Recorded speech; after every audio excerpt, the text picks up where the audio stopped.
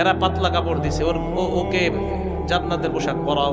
ওয়াফরিশুহু মিনাল জান্নাহ, তার কবরে জান্নাতের বিছানা বিছায়া দাও।